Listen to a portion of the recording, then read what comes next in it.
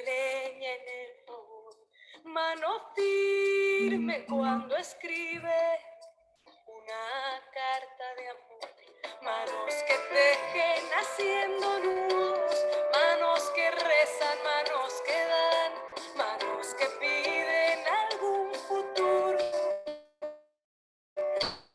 para no morir en soledad. Ay, ay, ay, ay.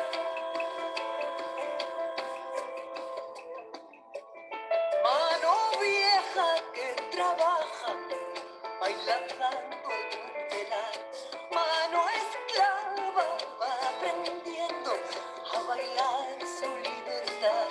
Manos que amasan curtiendo el hambre con lo que la tierra les da. Manos que abrazan a la esperanza de algún hijo que se va. Ay, ay, ay,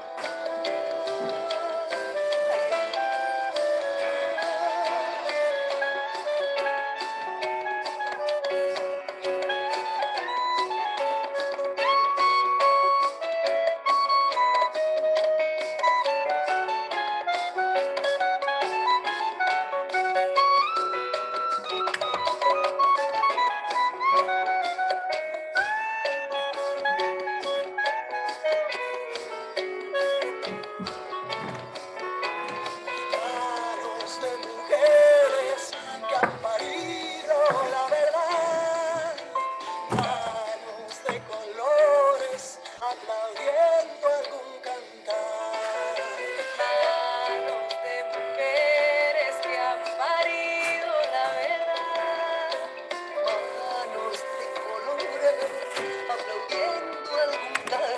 Ay, ay, ay.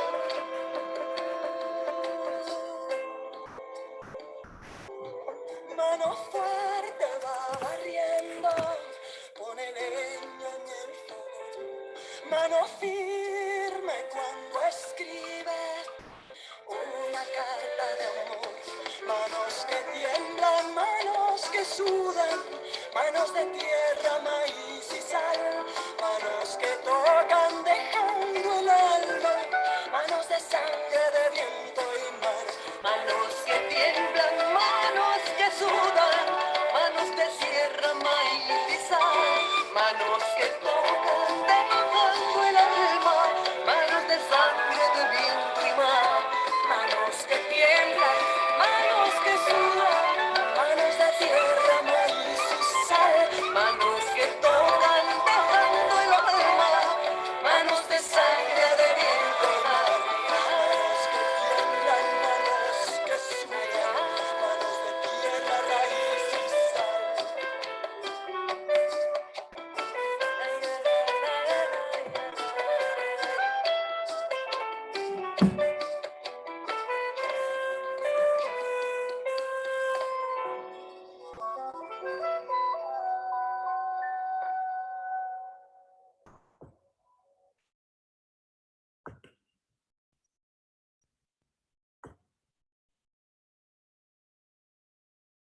Bueno, ahí estamos. Estábamos escuchando, nosotras en cada encuentro pensamos siempre en la planificación minuciosa y nos parece siempre pertinente arrancar cada clase con música latinoamericana. Nosotras estábamos escuchando recién a Marta Gómez, ella es una gran artista y es colombiana, y siempre a partir de la música transmite siempre un mensaje que, bueno, nos parecía súper pertinente a la hora de pensar este módulo. Vamos a estar trabajando sobre feminismos, y bueno, queríamos darles la bienvenida con esta música tan hermosa, y espero que disfruten tanto como nosotras. Bueno, hola, también les doy la bienvenida. ¿Se escucha ahí bien? Porque estoy con el celu. Sí, se escucha bien. Así que un poco... Bien. Bueno, Ahora se está, un poco como se está les comentaba, se está lo cortando que un es como el poco. tema. Valen, Sí. se está cortando un poco. Uy, bueno, Sí. avísenme. Sí, te avisamos. cualquier cosa retomamos alguna cosa, digo, porque hace 15 días que yo saludé temprano, pero no estaba grabado, no se grabó, así que saludo también. Ahí está otra compañera, Flor, Lali y Valentina, que vamos a retomar después de 15 días, ¿sí? Por ahí para compañeros o compañeras que esperamos que hayan podido ver, era largo, era larga la clase de la otra vez. Habíamos comenzado con movimientos sociales, este módulo, ¿sí? Movimientos sociales y sujetos colectivos y soberanía alimentaria. Brevemente, digo así, vamos retomando algunas cuestiones de por qué. Acá está la pizarra, pero no la vamos a usar otras cosas. Habíamos comenzado hace 15 días, digamos, como una introducción de muchas cuestiones que tienen que ver con los movimientos sociales, 4 grandes ejes, ¿sí? Que tenía que ver con las corrientes de pensamiento, digamos, un trazo muy general para que ustedes conozcan por lo menos,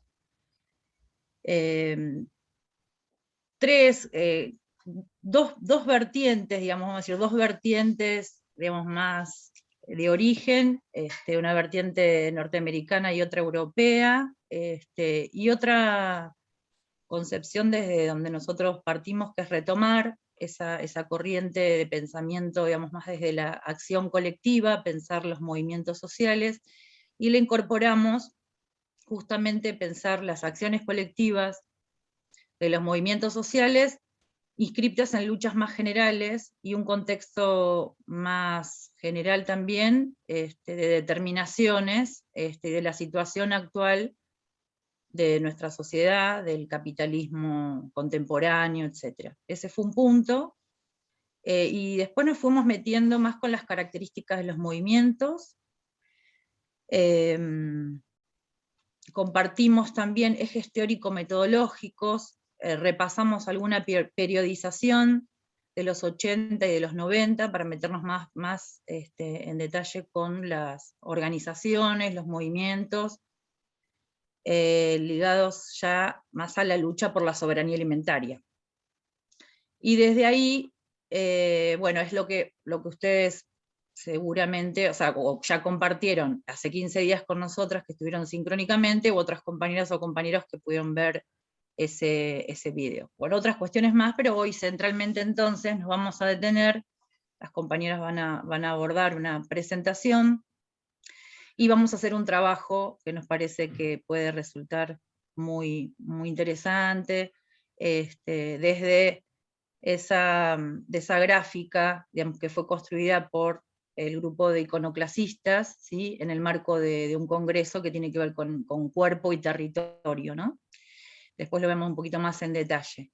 Pero bueno, y en donde está colgado el 7º encuentro, que es lo de hoy, hay 2 videos, sabiendo que nos metimos un poquito con territorialidad, territorio, lo multidimensional, la multiescalaridad. Ahí hay 2 videos. Uno de Claudia Corol, ¿sí? Justamente que introduce varias cuestiones ligadas al feminismo popular, y otro video que si no vemos muchas caras porque están ahí con la cámara baja, si algunos tienen conexión, estaría bueno vernos así, nos hacen algún gesto, si se pudo ver o si se va a ver. El otro video es de Bernardo Manzano Fernández, que también lo presentamos la otra vez, y también introduce, digamos, en una actividad que se realizó en la Facultad de Ciencias, de Humanidades y Ciencias de la Educación, eso es. Así que están esos 2 videos, otros textos también ligados a el feminismo popular, de Claudia Corol, ¿sí? Y otros textos que nos resultan interesantes también de Claudia Corol, sobre un libro que les habíamos mostrado el otro día, que cualquier cosa, la tapa también está por aquí, en algún lugar se las mostramos. Así que bueno, nos centramos en algunas características de los movimientos, hace 15 días, ¿no? La inscripción territorial, la cuestión de la autonomía, la independencia, la relación tensional conflictiva entre Estado, conflictiva, tensional, o particular entre Estado, movimientos sociales y partidos políticos, ¿sí? Y bueno, lo que nos queda colgar son, lo que les habíamos contado, ejes teórico-metodológicos para la comprensión, para el análisis, ¿sí? de un movimiento social. Esa es una introducción a grandes rasgos. Vamos a ver si Valentina tiene mejor conexión. Ahí me pueden escuchar un poco mejor. Parece que sí. Bueno, genial, cualquier cosa me avisan. Bueno, un poco con esa introducción y recopilación de lo que estuvimos viendo hace 15 días, en este encuentro, un poco la idea que teníamos era poder cambiar la dinámica, no empezar hablando nosotras, y tal vez preguntarles, para aquellos que leyeron y los que no, qué relación encuentran o por qué creen que traemos, bueno, en este encuentro, el rol de las mujeres y de los feminismos populares campesinos en este seminario de soberanía alimentaria, ¿no? Bueno, qué implicancias tiene para los debates que venimos teniendo, como a modo de introducir y de empezar a reflexionar en conjunto este nuevo módulo que proponemos. Así que bueno, les escuchamos.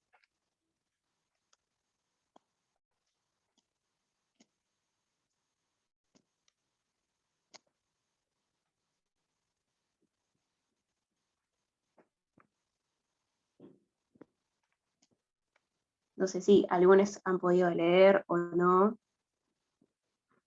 Tal vez no todos los textos. Aunque no hayan podido leer, un poco la idea es desde su percepción o desde su sentir, cómo pueden encontrar esta relación. No hace falta que sea mega fundamentado ni nada. Hola, voy a empezar. No sé cómo se escucha porque hay como mucho ruido acá en el barrio. Se escucha bien, ¿no? Estaba medio distraída cuando hicieron la pregunta, era ¿por qué creemos que se trae a las mujeres al seminario de soberanía alimentaria, ¿no? Esa era la pregunta. Sí, el rol. Exacto. Joya. Bien. Bueno, igual hice un poco de trampa porque leí a Corol para el ensayo de trabajo 5, y pensaba que una de las respuestas posibles puede ser, bueno, que lo que Corol cuenta en el libro, que las mujeres trabajan la misma cantidad de tiempo y horas que los hombres en la tierra, y sin embargo somos las que menos dueñas del territorio somos. Por lo general siempre el propietario es el varón, y ese trabajo no es reconocido. Aunque ellas hagan un trabajo productivo, siempre se considera que el rol de la mujer está más relacionado a lo reproductivo, entonces como que se invisibiliza desde ahí. Bueno, eso. Bien, buen aporte, gracias. Acá hay un comentario en el chat que dice: yo recuerdo un argumento del libro Calibán y la bruja, que en la modernidad, cuando se empezó a desplazar a la gente de sus tierras, las mujeres eran las que empezaron las primeras experiencias de resistencia. Sospecho que eso sigue vigente. Tal cual, va por ahí, va por ahí. ¿Algún otro? Ahí por lo que fueron los encuentros nacionales de mujeres, hará 10 años, me acuerdo, esto lo comentaba en una de las primeras clases, del encuentro era un taller que era encuentro solidaridad entre mujeres latinoamericanas, y era el debate principal acerca de la distribución de semillas, del compartir de semillas, de pensar esto de la soberanía alimentaria. Estaba presente como un planteo puntual, o sea, que en realidad es como una lucha que tiene un arraigo y que circula por los espacios feministas, los espacios de debate entre mujeres, a lo mejor en forma solapada en relación con la macropolítica, ¿no?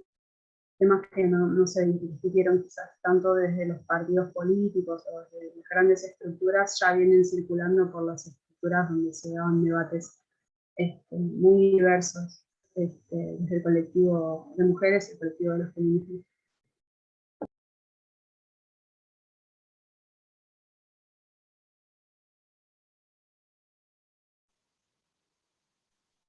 Buenísimo, Hola. gracias. Sí. Yo creo que se puede traer el feminismo a este programa porque es como una lucha contemporánea, ¿no? O sea, una de las últimas luchas, peleas, sí.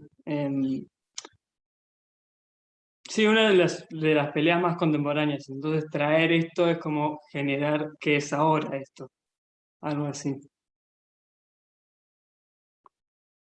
Bueno, hablando de que es ahora, hay otro comentario en el chat que dice, hoy es el Día Internacional de la Mujer Rural, así que parece planeada esta coincidencia. Yo no tenía idea, mirá. Bueno, genial. ¿Alguien más que quiera aportar su reflexión o su pensar, sentir en esta relación que estamos tratando de construir? ¿Qué hace? Si tuvieron la oportunidad de encontrar el material, de leerlo, de apropiarse, está buenísimo hacer un aporte desde ahí, pero también pensamos en la importancia que tiene, ¿no? La vigencia y la fuerza con la que se vienen dando estos procesos. Y bueno, sabiendo que en la ciudad de La Plata, el fin de largo, se hizo el encuentro plurinacional y disidente. No sé si participaron compañeras, compañeres. También eso nos muestra, digamos, como un abanico de experiencias también para seguir pensando, ¿no? La organización de las mujeres y cómo se instala en agenda como diferentes cuestiones. Quizás también lo tiro como un aporte, ¿no? O un disparador. En tal caso, si alguna pudo participar, estaría buenísimo. Ahí estuvieron compañeras que están luchando por el acceso a la tierra, por visibilizar las diferentes violencias y diversas situaciones. Dice Micaela, yo siento que se puede traer el tema para poder desnaturalizar un poco la perspectiva que se tiene sobre la mujer en su rol en el trabajo de la vida rural, ya que no se le da la misma importancia que al trabajo del hombre. Bueno, Micaela parece que estuvo ahí como con el material de Corol, ¿no? Que hemos compartido, porque es uno de los aspectos centrales en donde se empieza a desarrollar, digamos. Bueno, le seguimos leyendo y escuchando. Me llamo a silencio. Bueno, no sé si se escucha bien. Yo participé no de este encuentro, sino del de La Plata, que se hizo, y estuve en el taller de mujeres de pueblos originarios, que fue muy movilizante. Y bueno, estudio geografía, así que el tema del territorio lo tengo bastante plasmado. Y creo que hay una relación muy fuerte entre cuerpo y territorio en relación a las mujeres, porque es un poco recuperar nuestra propia soberanía sobre nuestros cuerpos, en esta visión de el patriarcado que está muy hilado al sistema capitalista y al sistema extractivista. La soberanía, desde ya la soberanía alimentaria viene un poco a retomar un poco, a volver a retomar otros ciclos, digamos, al ciclo, que en esta visión de desarrollo lineal no está permitido, sino que se priorizan, digamos, la linealidad por sobre la ciclicidad. Es un poco eso, creo.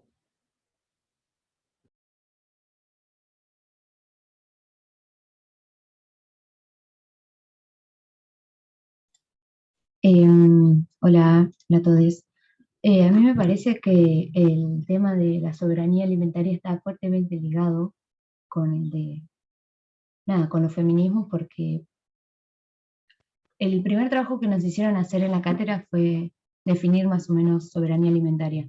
Y yo lo primero que pensé fue en la soberanía de cuerpo, y en ese sentido me parece que tiene mucho que ver, porque el feminismo algo que remarca muy fuerte es la soberanía del propio cuerpo como un territorio, y me parece que la soberanía alimentaria es también ese poder de decisión de qué es lo que quiero comer, qué le quiero hacer bien a mi cuerpo, y el feminismo es una lucha muy similar, como del respeto y de remarcar los derechos que si bien fueron, bueno, que son violados todavía, pero es ese deseo de sobre el propio cuerpo tener cierta autonomía, cierta soberanía, y en ese sentido están muy ligados los dos temas, que parecen bastante separados. Son dos luchas diferentes, pero son luchas que se basan en organizaciones sociales y que tienen que ver con eso, con la soberanía también del cuerpo como un territorio.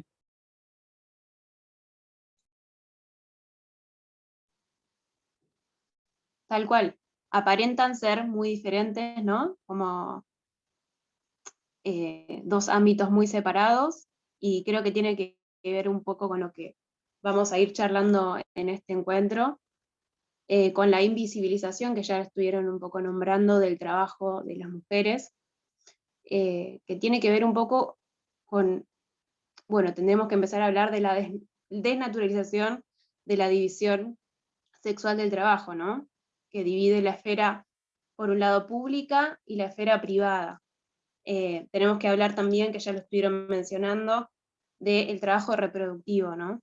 Como un proceso que es esencial del sistema capitalista, ¿no? No podemos, estuvimos hablando durante los encuentros anteriores del sistema productivo, de cómo se produce, cómo se comercializa.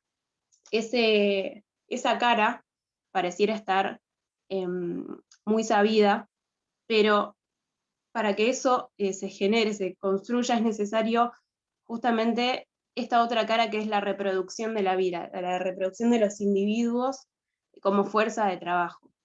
Y es justamente esa segregación que se produce a lo largo de la historia de ese ámbito como ámbito puramente femenino, de las tareas del cuidado y la reproducción de la vida.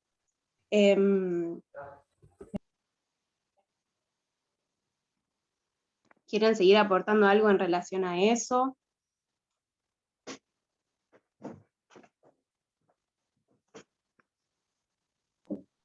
Sí, en relación con las estrategias de organización del cuidado para poder adquirir lugares de mayor autonomía, la disputa por el tiempo disponible para la organización dentro de la organización, ¿no?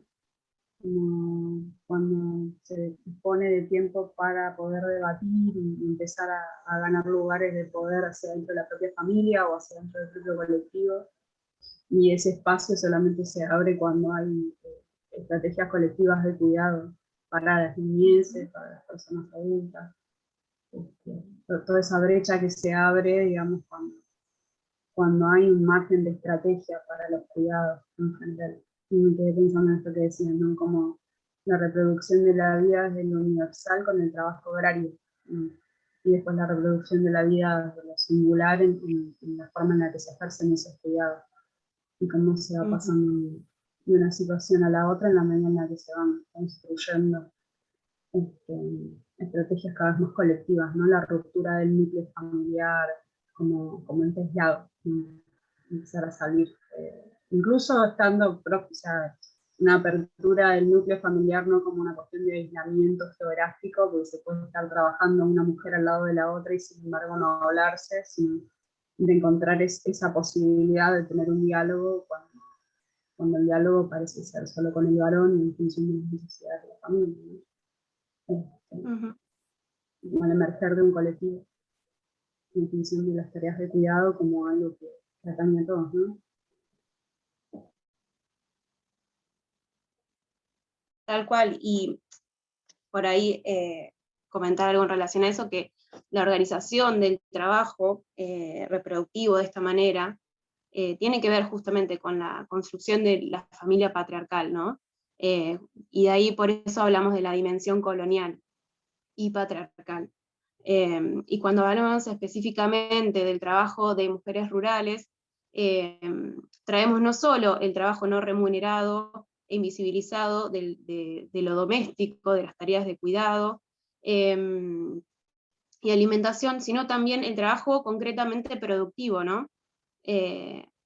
Cuando hablamos, bueno, de la resistencia, de que muchísimas mujeres son las que producen, pero sin embargo eso no aparecen en los números, no aparecen registrados, como tampoco aparecen en los principales créditos, en la formación técnica, en el acceso a la tierra, ¿no? No las pensamos como trabajadoras rurales, sino justamente como una extensión de ese trabajo de reproducción. Y ahí justamente se da esta doble explotación, esta doble invisibilización en el marco específicamente del ámbito rural.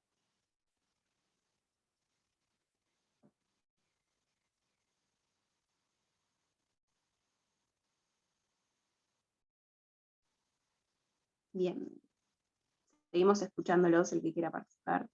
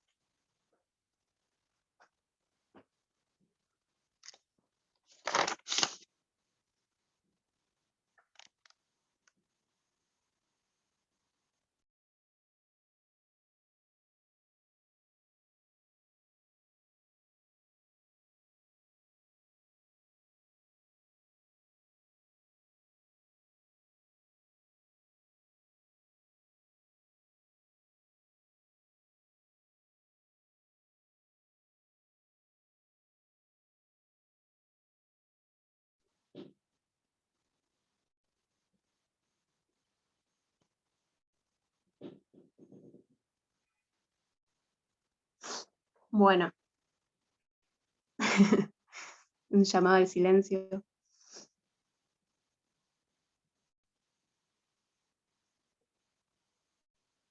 Bueno, un poco por ahí seguir en esta, ya que nadie por ahí ahora quiere tomar la palabra,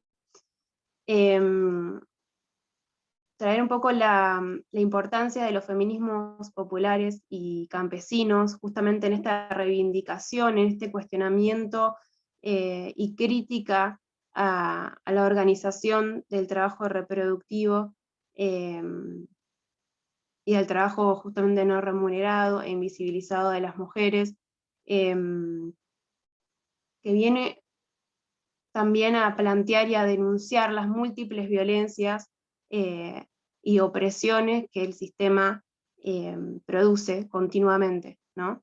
Y las viene a enlazar y a justamente de-jerarquizar, ¿no? Uno de los principales puntos que plantean los feminismos populares, en el texto de Corol lo aparece, es justamente la necesidad de desjerarquizar las violencias y las opresiones, de que no hay violencias principales y secundarias, sino que existe una interrelación y que todas son posibles gracias a esa, justamente a esa conexión que se da. Y ahí nosotros les habíamos puesto también otro texto a modo complementario, el texto de Gago, específicamente el capítulo 2, que justamente habla de un análisis de estas violencias, de la violencia machista, y la necesidad de pensarla en clave plural y singular al mismo tiempo. Con esto volvemos a traer un poco esto que mencionaba Vale al principio, que había citado una frase de Galeano, me parece, decía algo así como, bueno, con un ojo miro el telescopio y con otro el microscopio. Me pareció interesante justamente porque la gran potencia que plantean los feminismos en el último tiempo tiene que ver con hablar de una pluralidad de violencias, de que no se puede justamente pensar a la violencia de género o a las múltiples desigualdades como guetos aislados, sino que es necesario justamente analizarlas en relación a un mapa mucho más amplio de violencias, sin la cual no sería posible la violencia de género o las desigualdades existentes. justamente lo que plantea viene a ser revolucionario en términos de poder lograr una interrelación, ¿no? Una cartografía, no solo a modo de enunciar, sino de encontrar de qué manera se dan en simultáneo esas violencias, ¿sí? Sin perder en cuenta la singularidad y cómo esas violencias se hacen carne en cada cuerpo, y cómo cada cuerpo a la vez es un punto de partida para analizar y para revisitar estas conexiones que se dan entre la diversidad de opresiones, ¿sí? Y un poco traíamos esto también para hablar de esta dimensión que plantea también los feminismos populares, que es la dimensión cuerpo-territorio. Justamente para que se dé este tipo de invisibilización del trabajo de mujeres, se dio una ofensiva histórica hacia el cuerpo y los saberes ancestrales de estas mujeres, que han resistido durante todo este tiempo y han justamente sido activas en las propuestas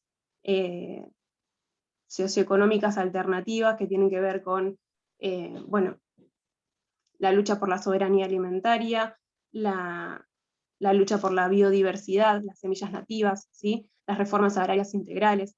Y bueno, un poco de eso se trataba la consigna que veníamos a traerlos. No sé, Flor, si quieres comentar algo de eso. Sí, no sé si pudieron ver lo que subimos en la solapa de esta clase. Sumamos un foro, que si quieren ahora leemos la consigna y lo debatimos un poco, que se trata un poco de pensar en alguna cuestión, en alguna problemática que les atraviese o que conozcan, o que les sea cercana de alguna manera, que bueno, que afecte a la soberanía alimentaria, y bueno, cómo pensando desde los movimientos sociales podemos trabajar alguna de estas problemáticas. Un poco a eso va la consigna, y la idea del foro era un poco también generar esta ida y vuelta, ¿no? El poder leernos, el poder ver qué le interesa a cada uno, en qué cuestiones le llaman la atención, bueno, leernos entre nosotros y enriquecernos un poco también en ese proceso, ¿no? No sé si alguien pudo ver algo de la actividad o si pensaron algo al respecto.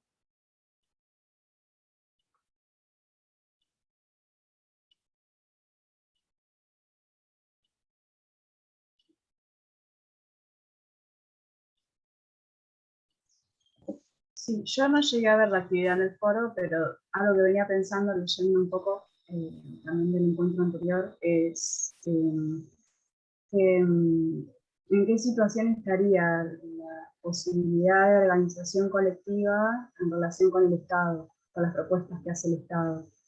O sea, está desde el punto de vista de mujeres de naciones preexistentes, por ejemplo, en el movimiento por el buen vivir, hay organización, hay como estrategias colectivas que a lo mejor tienen un encuentro tensionado con las propuestas del Estado en relación con la ley de territorio indígena, por ejemplo. Llevado a otro punto en otras regiones donde a lo mejor no se reivindica desde el punto de vista del territorio por lo ancestral, sino por lo productivo. Me preguntaría, ¿no? ¿Qué tensión hay entre la propuesta del RENATRE, por ejemplo, y las asociaciones de productores familiares, hortícolas de La Plata o de cualquier otra región?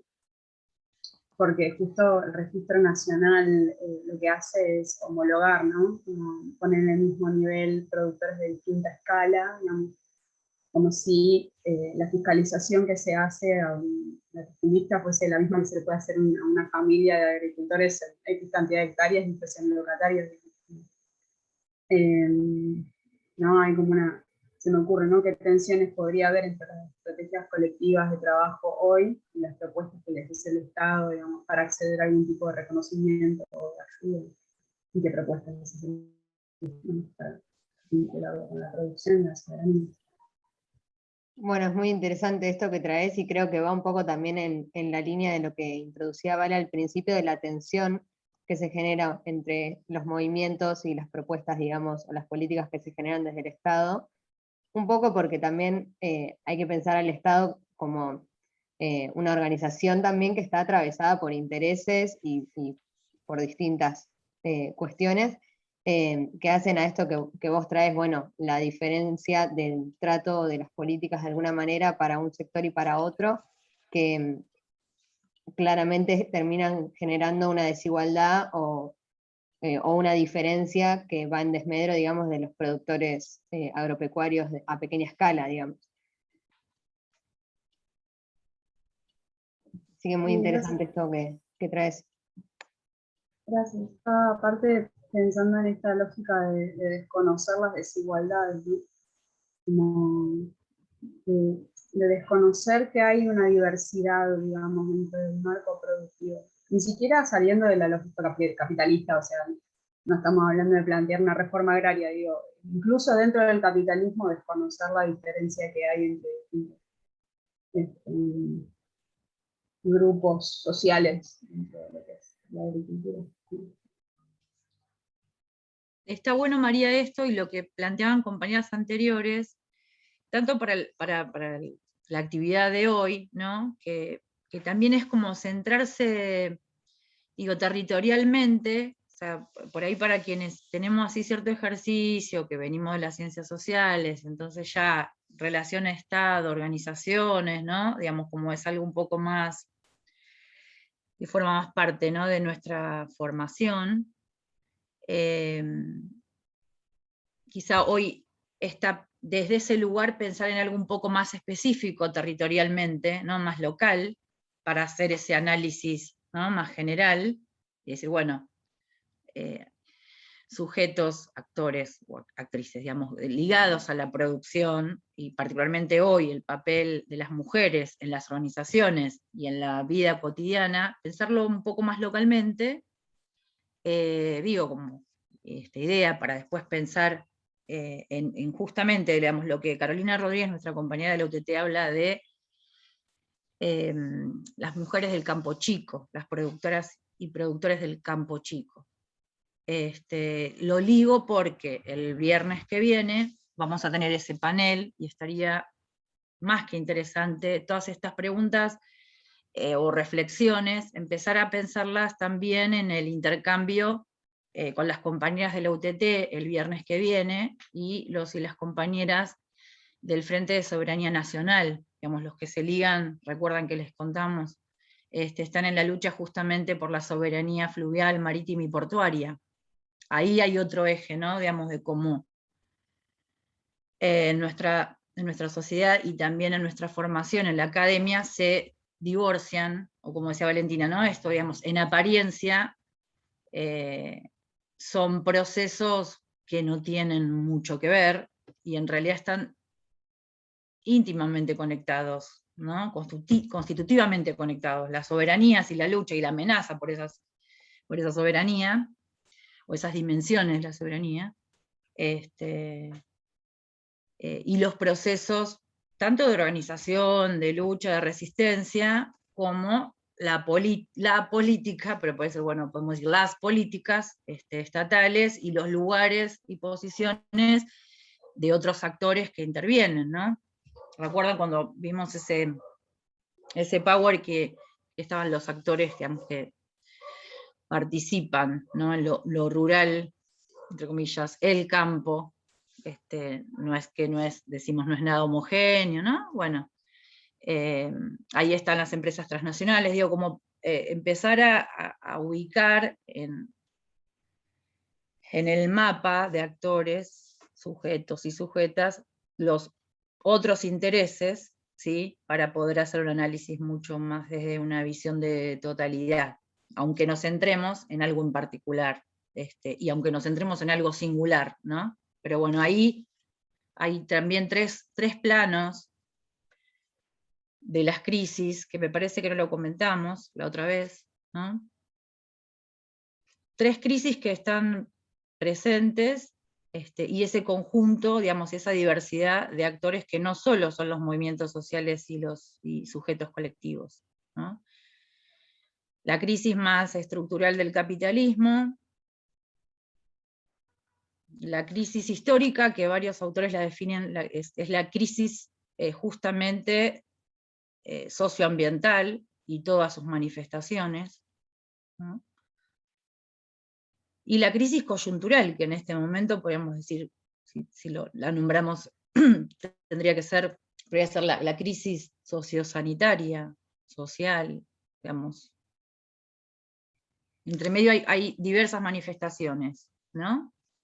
El empobrecimiento, como la otra vez hablábamos con unas compañeras, hablamos de la iniquidad, que no es sinónimo de inequidad. Iniquidad es desigualdad profunda, ¿no?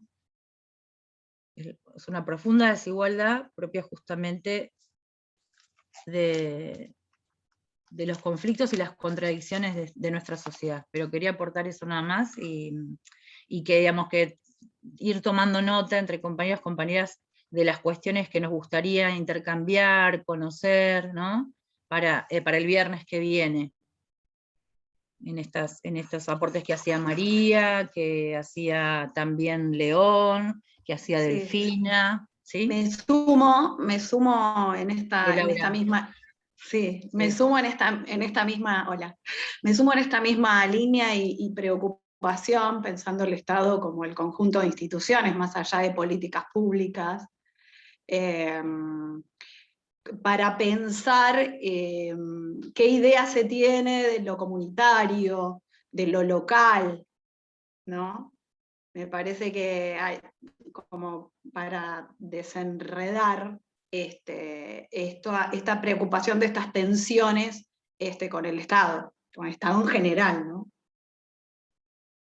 Lo entiendo así, de todas las instituciones, de la sociedad misma. Para pensar. Mucha distancia entre el Estado, su institución y la gente.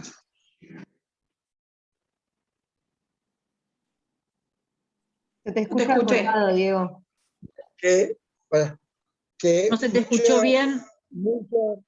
Mucha distancia entre digamos, las instituciones comunitarias del Estado, o Estado en particular, el Estado en general, las instituciones comunitarias en particular, y la gente, con mucha disociación. Sí, lo sabemos, la distancia y la disociación, por eso plantearlo como tensión en vías de cómo solucionarlo, ¿no? Porque me parece que el tema de hacia dónde vamos, qué concepto tenemos de lo local, de lo comunitario, si se acepta, si no se acepta. Ahí en el texto que había, bueno, no sé si es un texto, Valeria, que no leí los textos. La reconceptualización, o sea, hay como una especie de resignificación de lo territorial, ¿no? Ahí capaz que para pensar cómo resignifica el Estado del territorio, se me ocurre que sería como los límites jurídicos para apuntalar formas de gobierno, ¿no? O sea, lo comunitario dibujado en relación con, bueno, el espectro geográfico que abarca una mesa de trabajo que articula determinados dispositivos y que nuclea determinadas organizaciones ubicadas en X lugar, pero se me ocurre que se vincula un poco con esta lógica también desterritorializante, es largo, de desconocer el conflicto preexistente, digamos, en ese mismo lugar, ¿no? La lógica de apuntalar modalidades de gobierno tiene sus bemoles. Acá en el oeste, me acuerdo una vuelta que hicimos una entrevista con una organización de los escritores, lo que planteaban era, por ejemplo, que antes de la existencia del Renatea tenían fiscalizaciones truchas, que venía gente de la nada a decir que eran del Renatre o que eran del sindicato, y le hacían fiscalizaciones truchas y les pedían coimas, una situación re violenta, y lo narraban y a lo último ya con mucha indignación planteaban que esto pasaba porque tampoco había control estatal y que hasta sus propios entes sindicales no los hablaban, ¿no? Y la desconfianza que le tenían a todo lo estatal, o sea, se les hablaba, bueno, a lo mejor pueden acceder a un plan, a lo mejor dialogando con X político, a lo mejor en X situación de diálogo con cierta esfera de la política o de las propuestas políticas municipales, podían llegar a encontrar algún beneficio. En algún momento estaban repartiendo estas semillas, me acuerdo, por parte de la municipalidad, y había como mucho rechazo por las políticas estatales. Eso en teoría del Estado, me acuerdo que lo ubicábamos como un indicador de estadotropismo, como la lógica que tiene el Estado de cobrar la criminalidad. O sea, el Estado puede ser un ente que genera crimen, donde se hace presente de determinada manera, o donde define determinadas formas de hacer política desde la sombra, ¿no? Y si lo pensamos un poco más lejos, acá en el oeste, cualquiera que sea propietario o propietaria de las tierras de acá, cuando se repartieron, yendo a lo último, y creo que las primeras escrituras son de la generación del 80. O sea, hay que ver en qué momento se repartieron los terrenos del oeste, porque tiene que ver con la fundación misma de la ciudad y este territorio querandí. Cuando hablamos del Estado como enemigo de la criminalidad, es el Estado como creador de la criminalidad, el avance sobre los territorios. Entonces, este territorio tiene historia. Hubo pobladores y fueron exterminados. A partir de ahí, todo en adelante es crimen.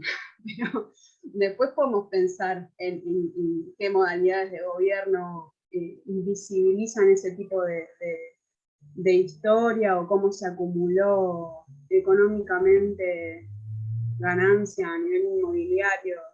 Hoy cotiza, mañana no sé, porque la ayuda estatal llega a nivel individual como planes, o como a lo mejor microcréditos, pero la gente puede ser receptiva a eso o no, y hay que ver cómo lo utiliza. Muchos elementos, María. Muchas cosas, pero me parece, entre otra cuestión, Diego, sí.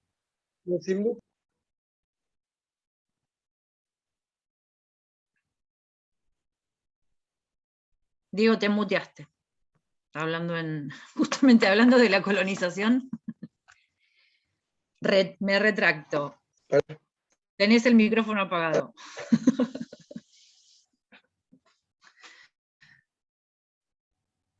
Tenés el micrófono, ahí está. Ahí va. Ahí. Por un lado veo la experiencia que Jujuy, de la Tupac, de la verdad, todo lo que hizo esa experiencia ahí. No veo eso, ¿no? Rescato esa experiencia. ¿Me escuchan?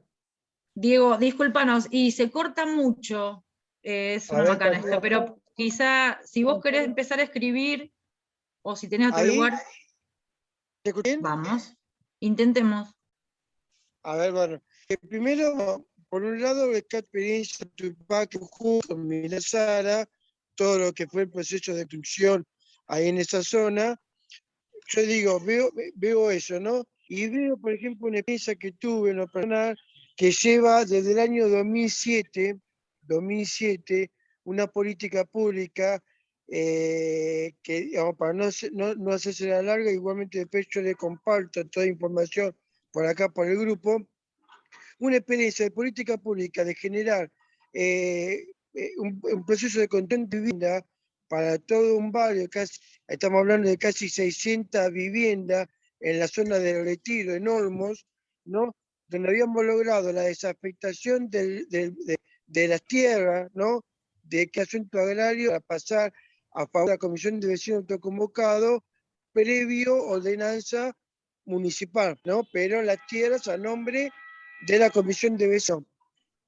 Bueno, concreto, nosotros teníamos absolutamente hasta el día de hoy tanto un decreto que merita en favor de vecinos para construir barrios, un amparo que solamente el juez nos permite con amparo que no cumpliera se corta, Diego, y está re bueno lo que estás comentando.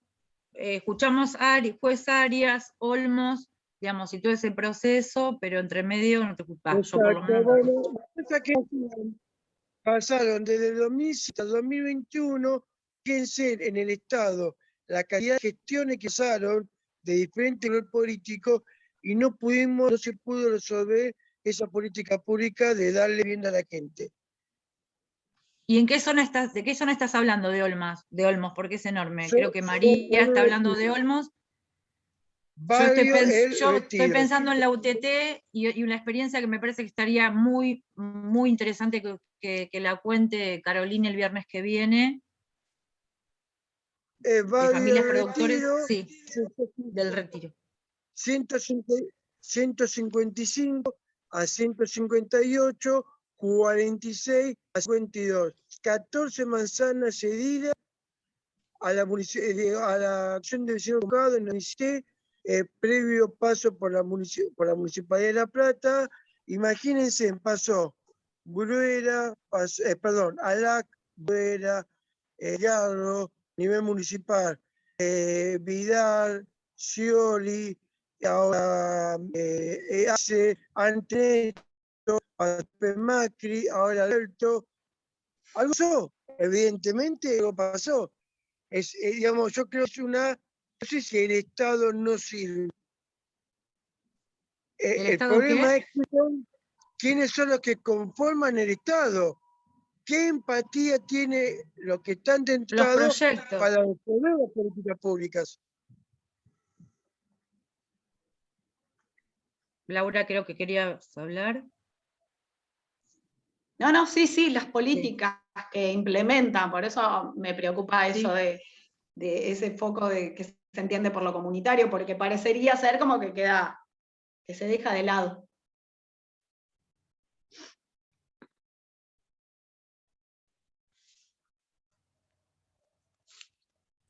Pensando en lo comunitario, en el RENAPER, paren que con estas siglas se me hace un lío, el registro que se abrió el año pasado para trabajadores de la economía popular, cuando dan los resultados, el 60% de las inscripciones eran de trabajo sociocomunitario, y de ese 60% la mayoría son mujeres, o sea, no sé si Laura habla de ese trabajo comunitario que realizan las organizaciones comunitarias en los territorios o si pensaba en otro tipo de trabajo comunitario, ¿no? Yo porque me quedé pensando en eso, en cuál es la concepción del trabajo comunitario que tiene el Estado y cuál es la que tenemos nosotros acá. Y en relación a... En ese registro no solo es de trabajo comunitario, sino todos los de la economía popular. Pero el 60% de esos resultados de la gente que se inscribió es trabajo sociocomunitario, el 60%. Es interesante para pensarlo y sobre todo que también durante la pandemia éramos considerados trabajadores esenciales, pero cuando teníamos que movernos era todo un tema porque tampoco era tan esencial y también era un bardo con el tema de la vacunación. Bueno. Por eso, ¿viste? Hay tensiones y contradicciones. ¿Sí? Que está bueno hablarlo el próximo encuentro, sí. Como dijo Valeria con la UTT.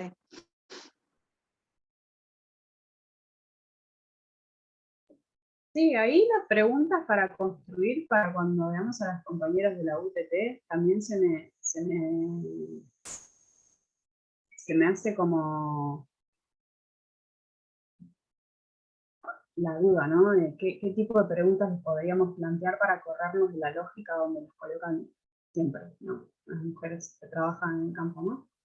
Vi hace poquito unos reportajes, unas capacitaciones que dieron y donde hablan un poco de las transformaciones políticas que tuvieron y todo. Y una cosa que me pareció re linda es que arrancan hablando un poco de su rol como capacitadoras, compañeras de la UTT, y termina convirtiéndose en un espacio de capacitación súper técnico, en el que las personas que estaban en Zoom o en el chat, y se empiezan a hacer preguntas acerca de cómo utilizar los métodos ancestrales, digamos, para cultivar, y cómo son las mezclas y qué tipo de purines usan, y cómo es que utilizan esos conocimientos, se aplican, y empiezan a hacer consultas técnicas. ¿Qué se ponen a contestar, digamos, como como si fuese una charla mano a mano en ingeniería, y me flasheó un poco qué acostumbradas podría llegar a estar a que se interpele a las mujeres de las organizaciones como en ese rol más de, bueno, acompañamos desde la olla popular, de tal lugar, de un lugar como más logístico, si se quiere, y acá de repente están en un lugar técnico. Y comentaban un poco sobre el efecto en cadena que estaba teniendo hacia otras organizaciones. Y me da un poco de vergüenza porque no sabría qué preguntarles, porque es como que ya aparecieron por todos lados, dieron notas por todos lados, dieron entrevistas por todos lados, y como, bueno, ¿qué les podemos preguntar que no sea algo que ya le hayan preguntado 1000 veces? No va a haber ningún problema, van a conocer, esperemos que por lo menos 2 compañeras que tenemos una relación donde ustedes están, o sea, no es una organización desconocida, pero hay un montón de aspectos que se pueden recuperar y que ellas van a querer recuperar de esta historia de 10 años, ¿no? De todo ese crecimiento singular y colectivo. Por eso, digamos, hay muchos elementos que se van cruzando hoy, que podemos charlar con ellas. Y también las tareas pendientes, ¿no? Claro. Lo cotidiano, lo pendiente, la lucha, las violencias. Con Carolina vamos a poder charlar muy justamente desde, a veces ella trae su historia singular, pero siempre en colectivo y pensando en las compañeras, ¿no? En política, en una política y una práctica que pueda eso, que pueda, lo que estamos charlando desde el principio, que pueda desnaturalizar, que pueda visibilizar. Tenemos un video hermoso que vamos a compartir, lo vamos a colgar. Y también una apelación, una invitación, que ella hace, por eso sería muy bueno que vean ese video, un video que construimos que se fue dando, así, se fue dando, no me quiero extender mucho, pero en ese video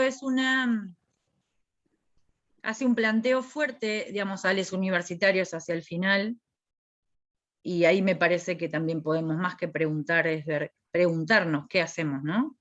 ¿Qué hacemos con nuestro conocimiento? ¿Qué hacemos con nuestra práctica? Me parece que es un gran aprendizaje que vamos a tener siempre, estar con las compañeras. Y como nos conocemos bastante, por eso ustedes anímense a preguntar desde lo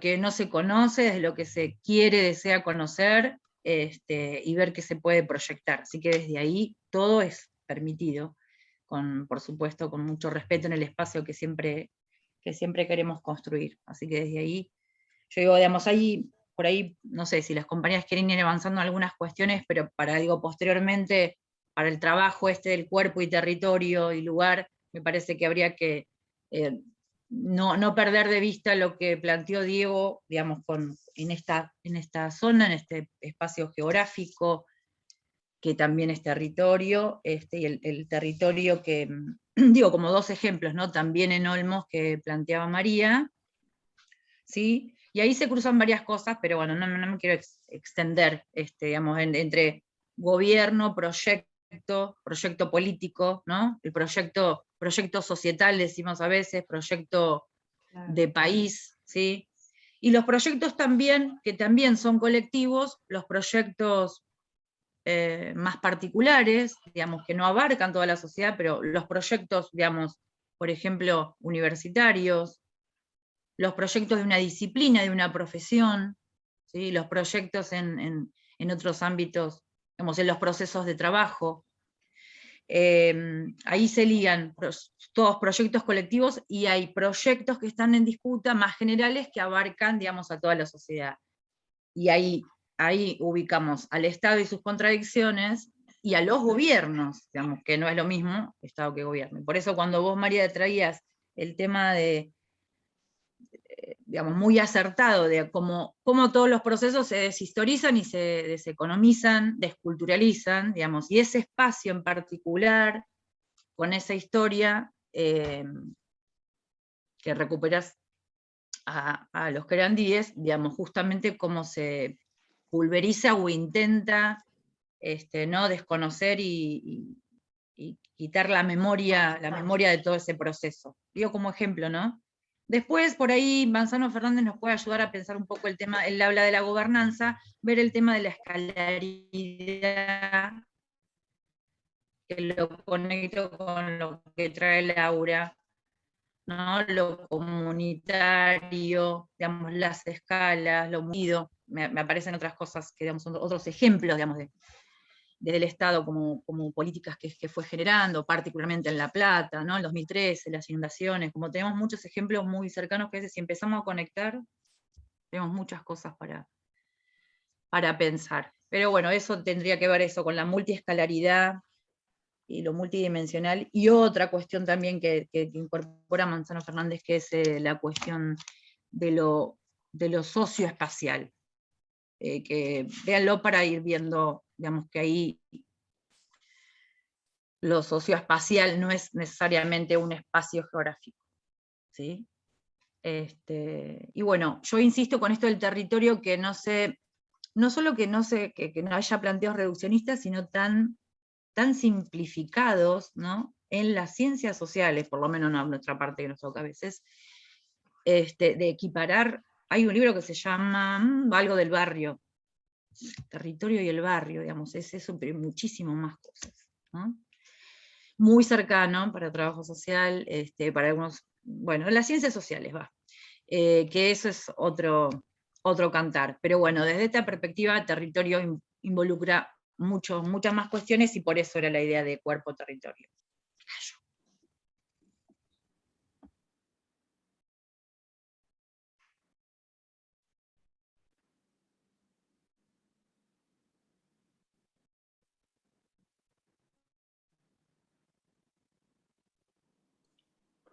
Valen, no sé si querías recuperar alguna otra cuestión sobre el texto de Corol o sobre el de Gago.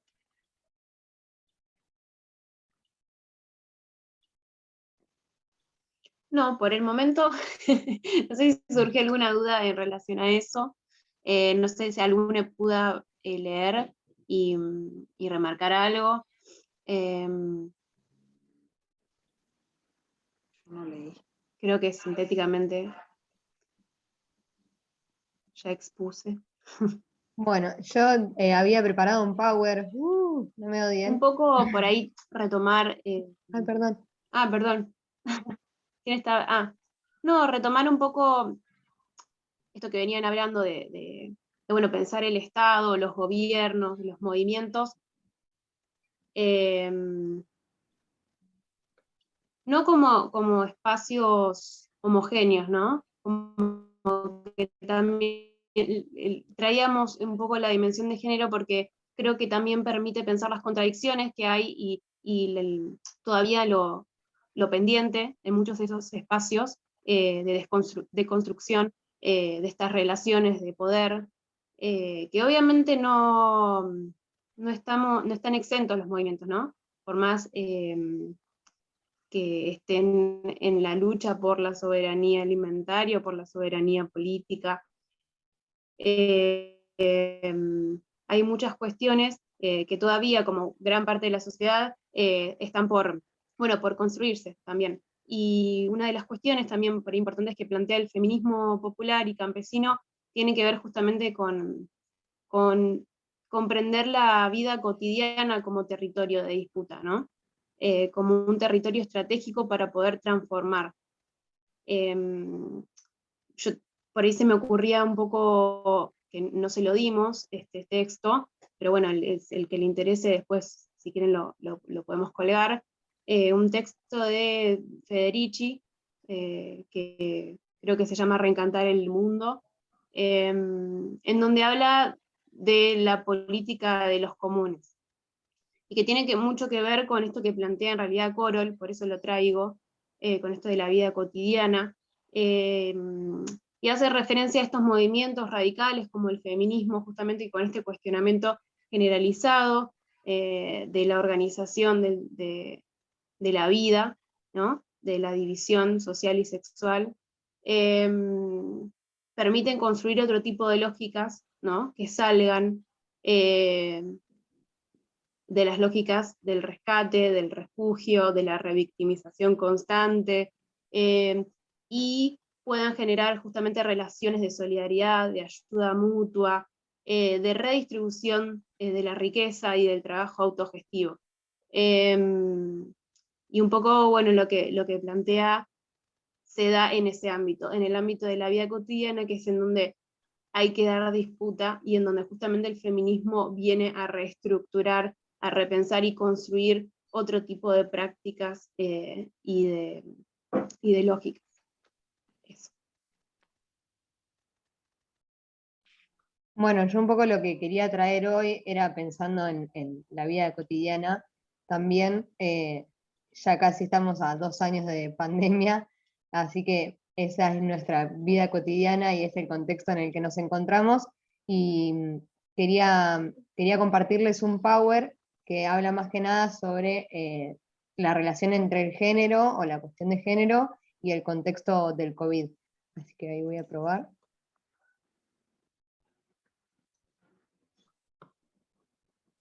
No sé si lo están viendo.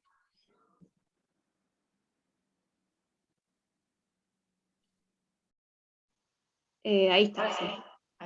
Ahí lo ven. Cualquier cosa, si se me corta o algo, me avisan porque no me voy a dar cuenta.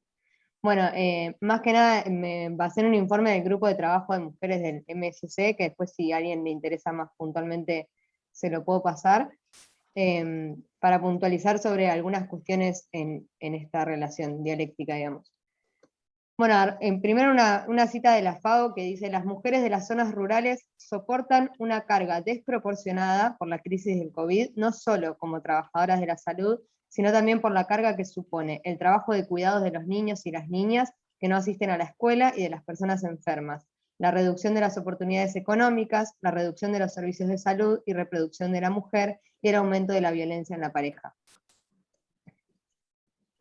Bueno, acá un aporte que está bueno para pensar en esta relación es que dicen que las mujeres se encuentran en la primera línea de esta crisis. Si pensamos en el rol de la mujer y en el espacio que ocupa dentro de la familia y de la división sexual del trabajo, nos vamos a encontrar con que la mujer cumple más que nada trabajos de cuidado y de reproducción social, que son los que más afectó de alguna manera la crisis. En el cuidado, por ejemplo, los chicos no fueron a las escuelas, estuvieron mucho más tiempo en casa, entonces se generó como una educación doméstica de alguna manera. En la reproducción social también sucede lo mismo, que es estar todo el tiempo en la casa, el cocinar, el limpiar, se vuelve mucho más complejo. Y nada, en esto el impacto es desproporcionado en relación a las mujeres y los hombres, afecta de manera más directa a las mujeres que cumplen estos roles. Por otro lado, en las profesiones que son históricamente feminizadas, entre esas el trabajo doméstico, acá más haciendo referencia al trabajo doméstico en otras casas, encontraron serias dificultades para desempeñarse y muchas veces fueron despedidas sin indemnizaciones, ni argumentos, ni gozaron de un montón de derechos y garantías que deberían. Y acá hice una especie de, nada, teniendo en cuenta algunos vectores, digamos, que afectan en esta relación.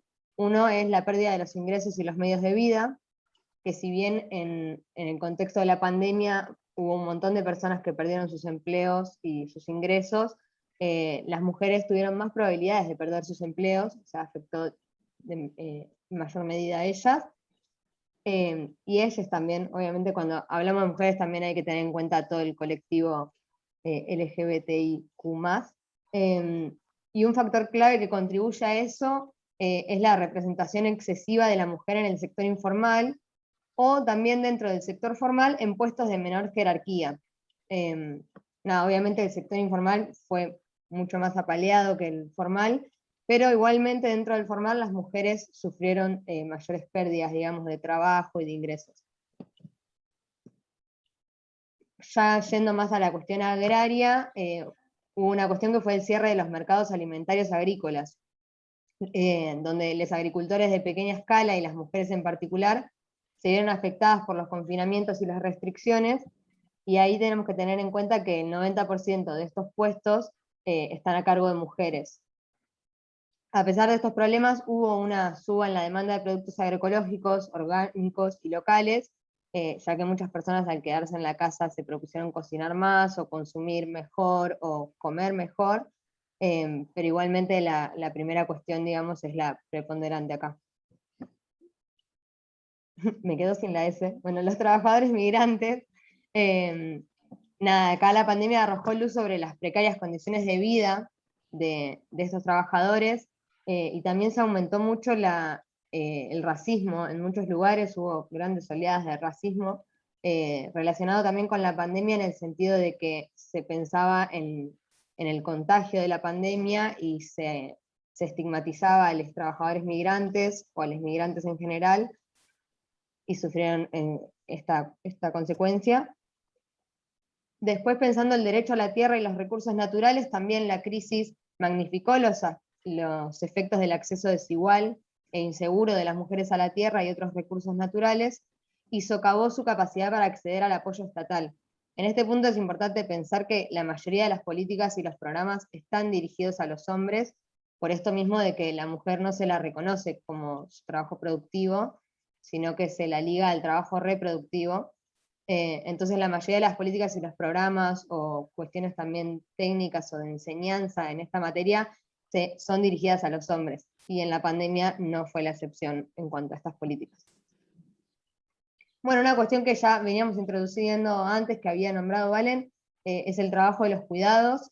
Generalmente es un trabajo que no es remunerado y que es realizado por las mujeres y las niñas de las casas, que en el contexto pandémico se vio sobrecargado por el confinamiento, por lo mismo que decía antes, que los chicos no iban a la escuela, que las personas no salían a trabajar y demás. Este trabajo se volvió más extenuante. Nada, acá hubo una cierta concientización, y la crisis pudo llegar a ser como una herramienta para visualizar esto y generar ciertos cambios en el seno de la familia, redistribuir un poco las responsabilidades en el hogar, que quizás pueda afectar a largo plazo en la división de los roles de género, pero igualmente desde que comenzó la pandemia hasta hoy, y desde siempre, digamos, el trabajo de cuidado de la casa está a cargo y responsabilidad de las mujeres. Y recupero un comentario que alguien dijo hoy en el chat, que a veces se considera que cuando un hombre hace una tarea de la casa, es como si estuviese ayudando a la tarea de la mujer, y no como si estuviese haciendo su parte del trabajo. Bueno, esto es una cuestión que acá estamos reconociendo. Por otro lado, la atención de la salud. Las mujeres de las zonas rurales disminuyeron su acceso a los servicios de atención de salud y de otros servicios también, en parte por esta dificultad de trasladarse hacia los centros de salud. En muchas zonas también el acceso al agua se convierte en un obstáculo para cumplir los protocolos de higiene para cuidarse del COVID. Y en cuanto a la cuestión a la salud sexual y reproductiva, también se ve afectada por la falta de controles y la dificultad de acceder a los mismos, a los insumos, perdón, como pueden ser los métodos anticonceptivos muchas veces, o como puede ser los mismos chequeos anuales que se hacen y demás, se vieron muy afectados por lo mismo. Y por último, en materia de salud, la salud mental siempre es como el último, lo que queda para el final, y fue un pilar muy atravesado por el aislamiento, digamos, que generó mayores niveles de estrés y de violencia, y que en las mujeres particularmente, pero en la sociedad en general, tiende a una patologización y una medicalización de estos procesos, y nada, no a su atención integral o transversal.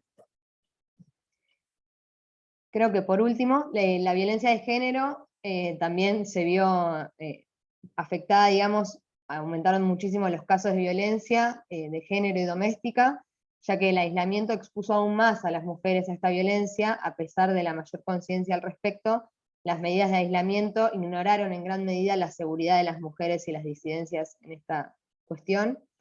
Y si tenemos en cuenta que la mayoría de los casos de violencia son producidos por parte de familiares o de parejas o exparejas, el encierro provoca que estos casos aumenten, y frente a esto los servicios telefónicos, los refugios, las redes de apoyo mismo entre las mujeres y disidencias que muchas veces encontrándose, charlándose y apoyándose, logran salir de estas situaciones. Bueno, todo esto se ve dificultado con la pandemia y con el aislamiento particularmente. Y acá una frase que circuló mucho, que es: no volveremos a la normalidad porque la normalidad era el problema.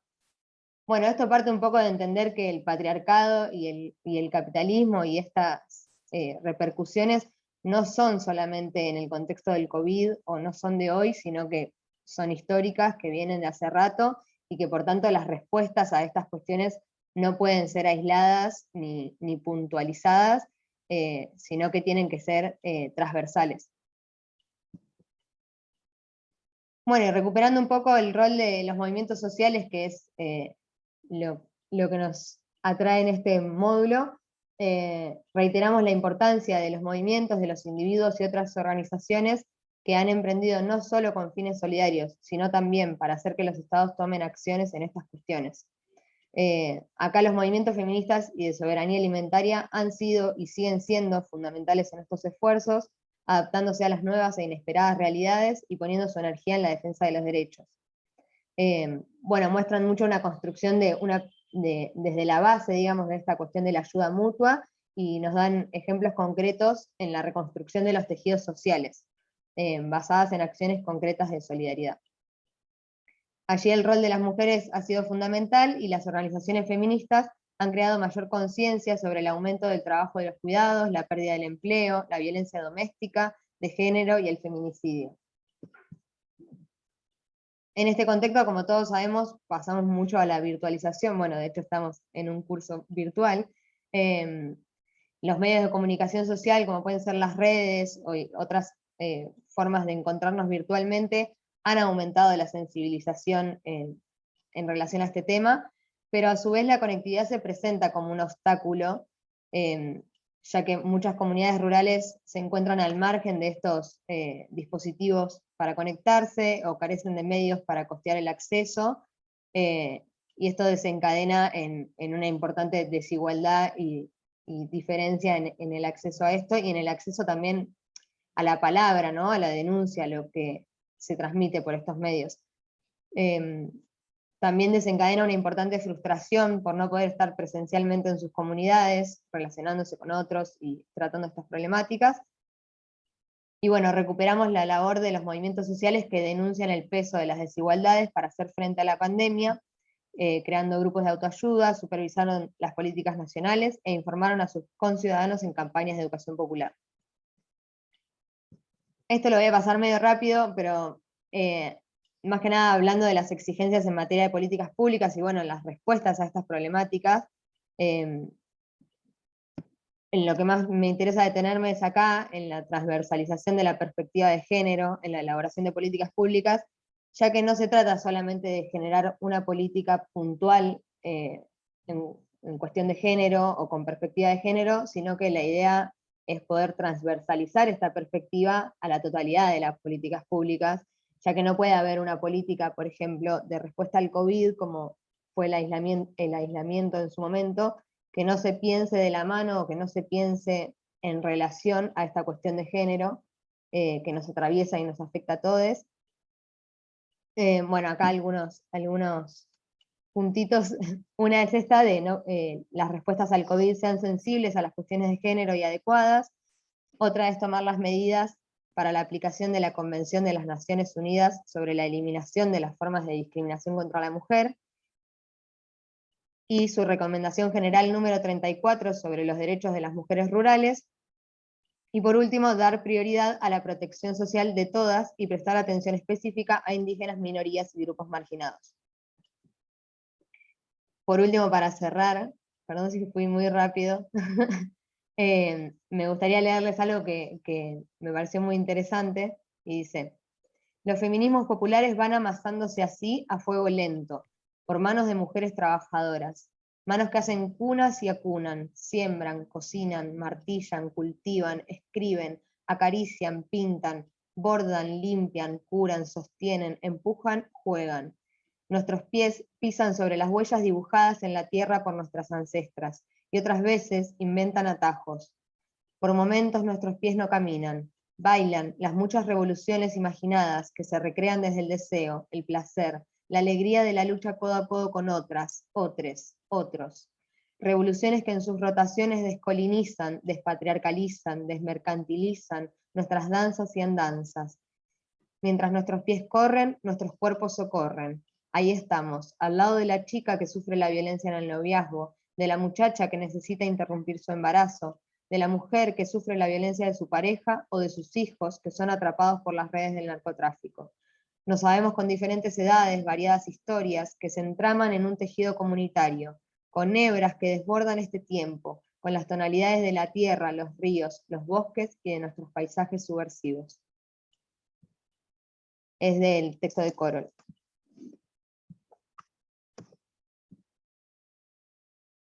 A ver si puedo sacar. Qué hermoso eso último, ¿no? De los paisajes subversivos. Gracias. Todo hermoso, todo el texto, todo ese texto. Flor, y la parte que pasaste, ¿por qué estabas tan apurada? Porque a mí yo me quedé con esa letra así, tipo de letra así, a ver qué pasó ahí. Porque No la saques, porque ¿qué es? No sé, de ansiosa. No. ¿Ahí se ve? Sí, se ve.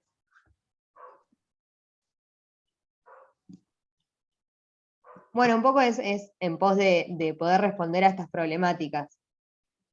El primer punto que dice, reconocer el papel de las mujeres como agentes económicos y políticos, tiene que ver con esto que hablábamos de la división entre lo público y lo privado y el rol de la mujer en lo doméstico, digamos, como un rol no reconocido y a la vez no pago.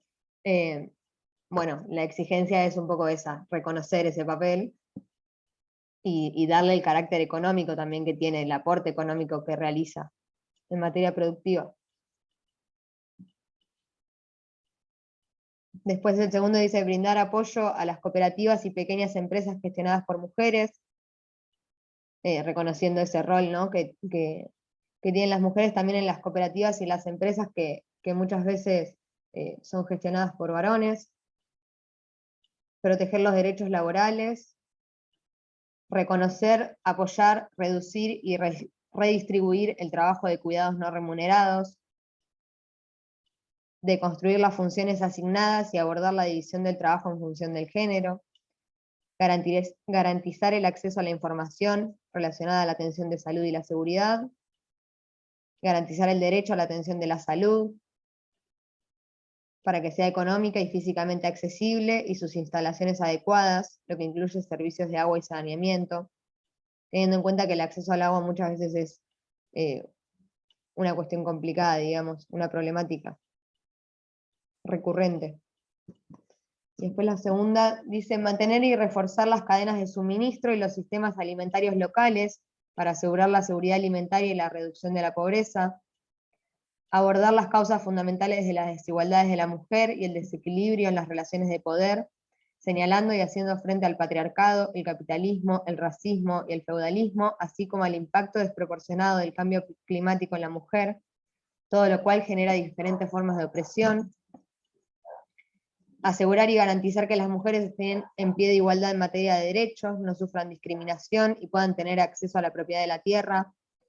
Bueno, esto es la propiedad de la tierra es una de las problemáticas como más recurrentes de las mujeres que trabajan la tierra, ya que la cuestión hereditaria en relación al hombre y también esta relación de opresión en relación al hombre o a sus esposos o a sus hijos y demás, hacen que sean ellos quienes manejen la tierra y por lo tanto también quienes posean la propiedad, tomando las decisiones más importantes ellos mismos y no dando lugar a democratizar esas decisiones. Y por último, abordar los estereotipos, normas y prácticas discriminatorias que impiden el acceso a la tierra y los recursos naturales, garantizar los derechos de sucesión y hereditarios de las mujeres y las niñas.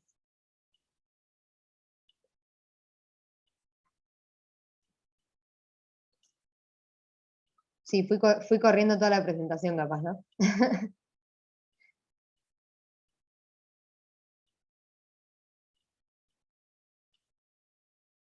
Bueno, un poco era para traer eso, la relación de la cuestión de género y el contexto del COVID y cómo repercute Revolución de los cuidados, puntualmente. aparte.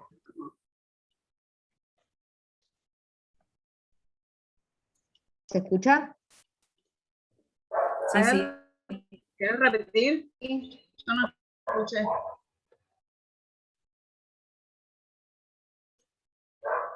¿Ahí se escucha?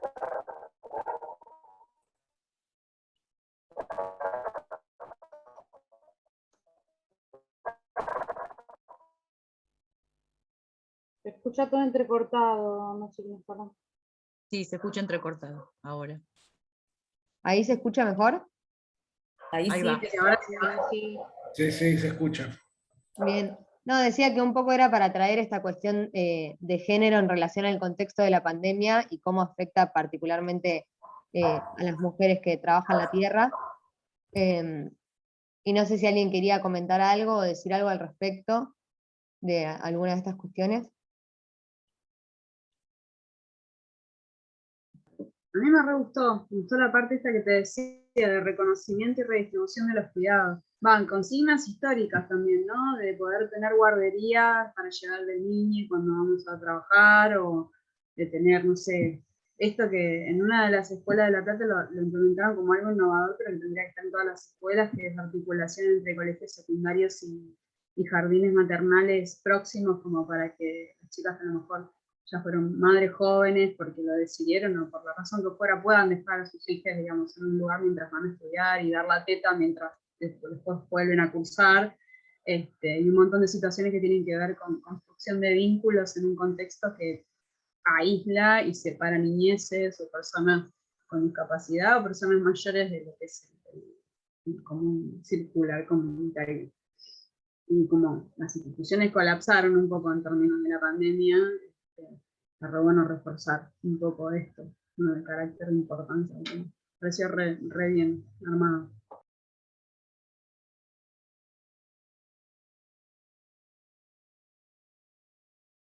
Gracias. Sí, un poco Flor, es eso, es recuperar cuestiones que son históricas y que son reivindicaciones que llevan años, digamos, en este colectivo, pero a la vez resaltando la cuestión del contexto que un poco agrava la situación.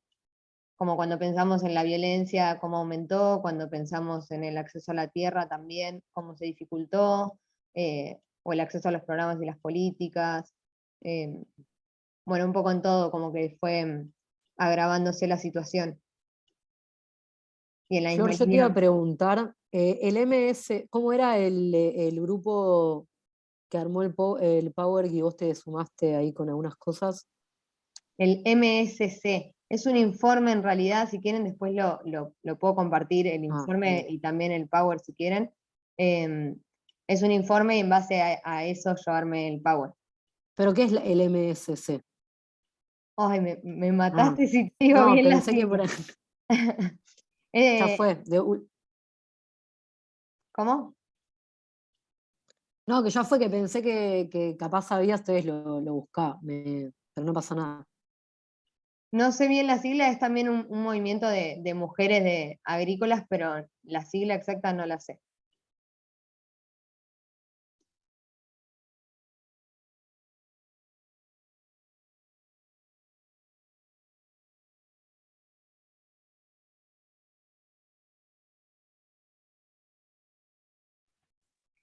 Bueno, y después en cuestión también de la virtualización y cómo nos encontramos mucho en las redes y se generó mayor concientización al respecto.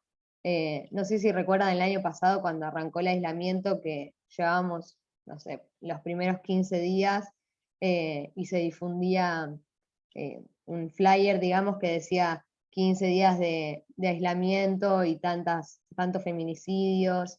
¿Se acuerdan de eso? Fue como una campaña ahí de divulgación que se dio.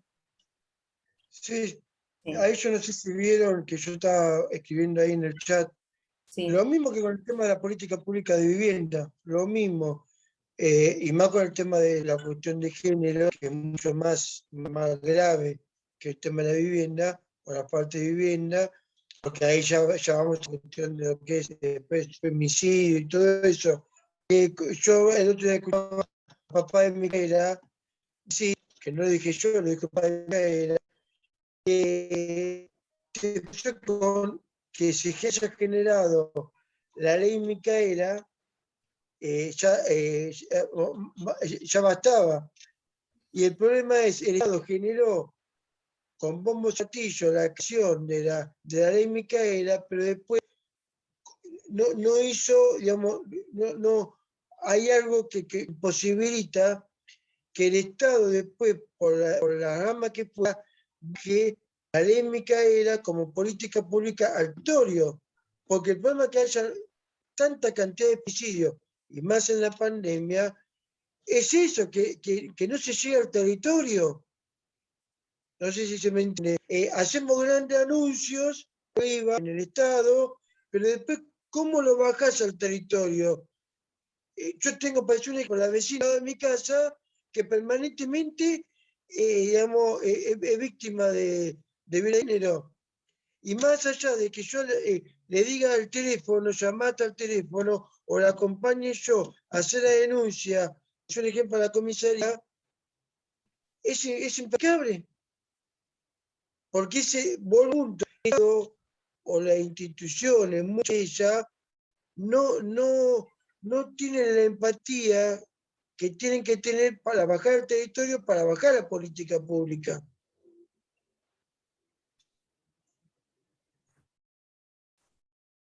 Sí, hablábamos hace un rato también del lugar que tiene el Estado también para pensar estas situaciones de violencia, hablamos de las políticas públicas también o la implementación, y esto que decís, Diego, sí, es cierto, ni hablar, porque no solo es, digamos, la implementación de políticas públicas con unas características y una letra divina, el cuerpo jurídico como muy, muy interesante, pero después a la hora de poder implementarlos, digamos, hay escasez de recursos humanos, bueno, hay condiciones laborales que siempre, digamos, no son las mejores, bueno, y hay un montón de situaciones que no se atienden o que no se tienen en cuenta a la hora de implementarlas, o de abordarlas, mejor dicho, profesionalmente. Yo me quedaba pensando en función del power que compartía Flor, que me parece que es súper pertinente, porque nosotras cuando hablamos de feminismos, también hay un elemento que es central, que es la categoría, digamos, económica, ¿no? Que necesariamente atraviesa esta situación en América Latina. Las mujeres trabajadoras somos las mujeres que nos encontramos con esto que bien describe, son, bueno, las peores condiciones laborales, todo un montón de situaciones que siempre terminan, digamos, en violencias que tienen que ver también con los llamados micromachismos, como podemos hablar de lugares invisibilizados, y que eso, por eso yo mencionaba lo del encuentro plurinacional y disidente, porque me parece que apostar también esos espacios, así como lo hacen las mujeres que están luchando por los territorios,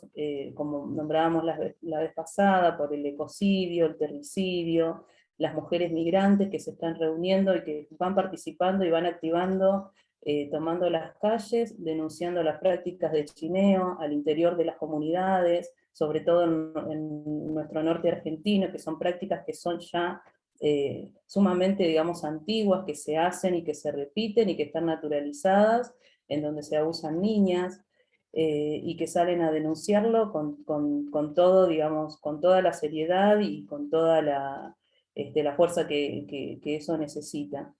Esto es tremendo también para pensarlo, porque nosotros cuando hablábamos también de la cuestión migrante, cómo en pandemia se han profundizado situaciones de desigualdad que ya se atravesaban en las poblaciones migrantes, pero en la pandemia, en este año y medio que ya vamos transitando, las situaciones realmente son cada vez más violentas, más complejas y difíciles de abordar, porque estamos hablando de una población migrante en la ciudad de La Plata, por al menos, donde un 80% no pudo acceder a las condiciones, digamos, para satisfacer necesidades alimentarias en principio, ¿no?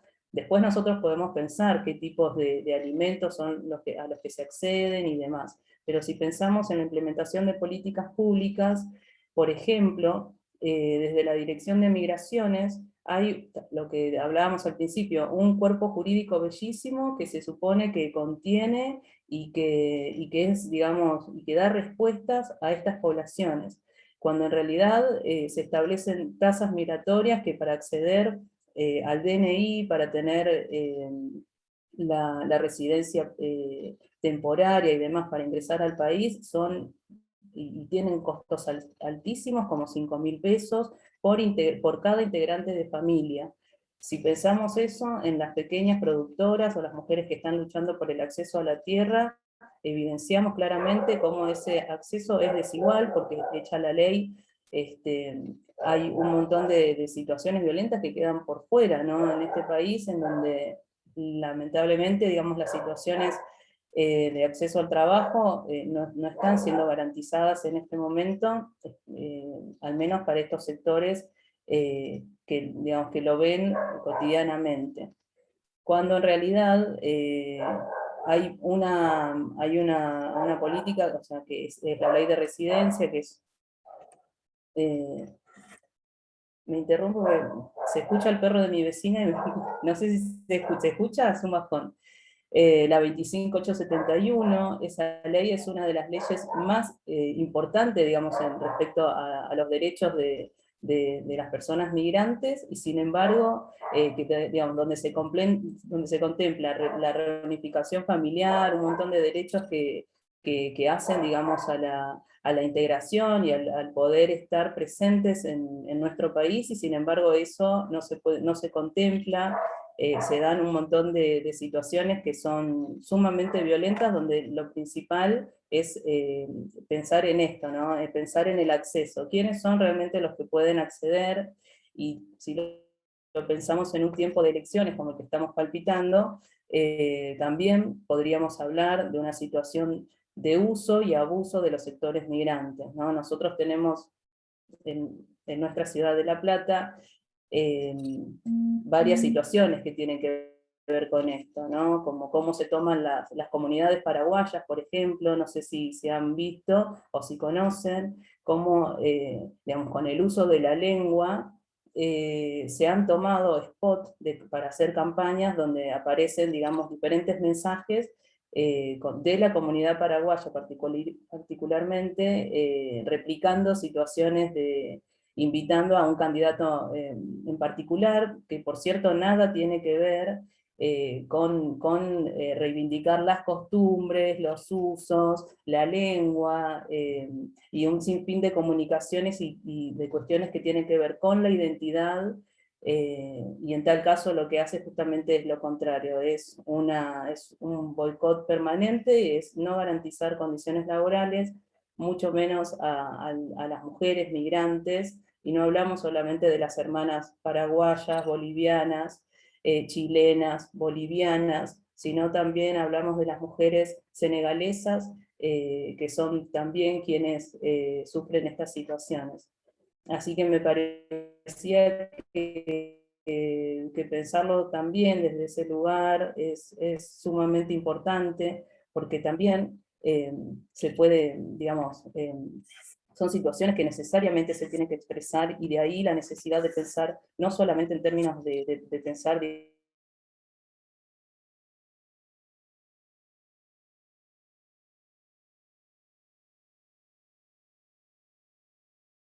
aporte que hacen todas nuestras hermanas latinoamericanas, y pensar también desde ese lugar el desafío que significa poder conocer esas experiencias, poder replicarlas, poder visibilizar como las mujeres que se organizan y que empiezan a cuestionar todas las diferentes situaciones de violencias que se dan en absolutamente todos los ámbitos, pero centralmente en el acceso al trabajo, en el acceso a la tierra, y pensar cómo el patriarcado está, digamos, nos atraviesa en absolutamente todos estos sentidos.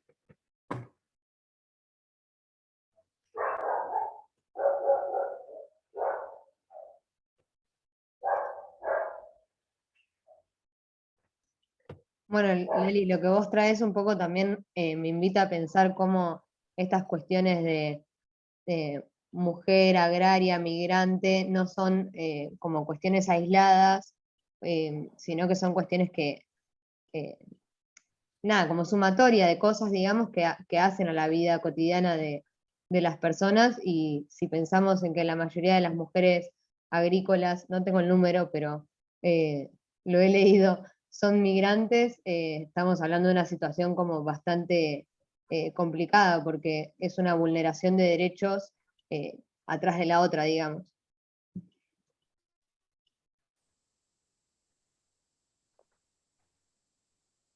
Sí, Sí, sobre yo todo si pensaba, pensamos perdón. en que Sebastián Bruno es un autor que después, si les interesa, podríamos compartir también un artículo, que habla de este imaginario social, ¿no?, que hay también, sobre el migrante deseado que tenemos. Ese migrante deseado, que es el migrante que no protestamos o que no... Un migrante europeo, ¿no? Por supuesto, que con un montón de características o de rasgos que tienen que ver con ese modelo deseado que lo tenemos, como los grandes ladrones en el sur argentino, la apropiación, bueno, y todos los robos que han cometido históricamente, y la diferencia que se da en ese sentido con otros, ¿no? Con otras poblaciones migrantes que hacen aportes también, aportes culturales